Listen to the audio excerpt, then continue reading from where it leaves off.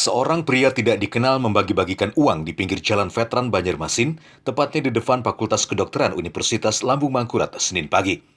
Lelaki bertopi dan berbaju putih memberikan uang Rp50.000 kepada warga.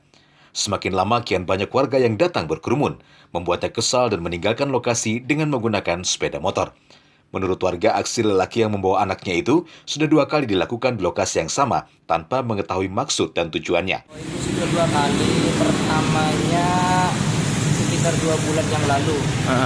Lewat di sini sama anaknya, sama gitu juga mau beri duit sama orang-orang. Semua orang ada yang double, orang minta ada yang 3 kali, ada yang 4 kali, satu orang. Satu orang ya? Ada 1 kali, orang satu orang. Kalau yang nggak malu orang sampai 4 kali, 5 kali orang. Orang di sini aja tadi sampai 400 dapat satu orang. Satu orang ya?